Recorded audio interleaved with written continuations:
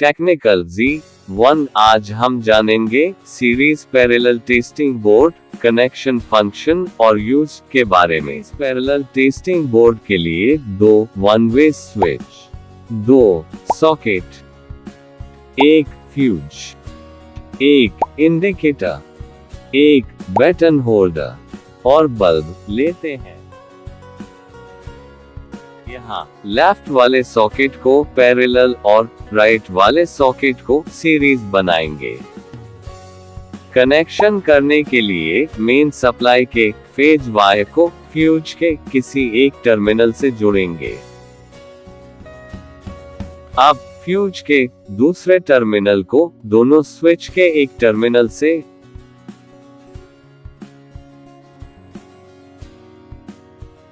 और इंडिकेटर के एक टर्मिनल से जोड़ेंगे।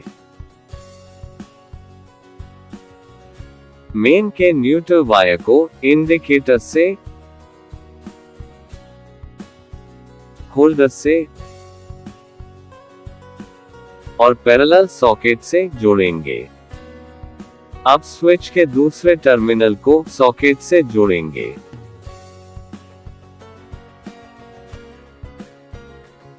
सीरीज सॉकेट के दूसरे टर्मिनल को होल्डर से जोड़ेंगे।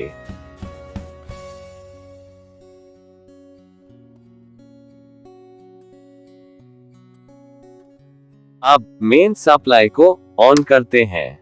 पैरेलल सॉकेट में फेज और न्यूट्रल कनेक्ट है। इसे नॉर्मल सॉकेट के जैसे यूज किया जाता है, जैसे डिवाइस चार्जिंग के लिए, इलेक्ट्रिक अप्लायंस को पावर देने के लिए, सोल्डरिंग आयरन के लिए। लेकिन सीरीज सॉकेट में एक टर्मिनल में फेज और दूसरे टर्मिनल से होल्डर कनेक्ट है।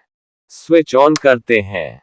जब इसके दोनों पॉइंट को शॉर्ट किया जाता है तो सर्किट पूरा हो जाता है और इससे बल्ब ऑन हो जाता है। इसका use motor coil test, continuity test करने के लिए किया जाता है।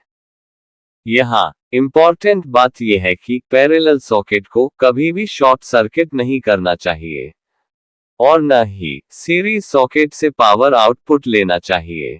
इसलिए यहाँ इंडिकेशन करना जरूरी होता है।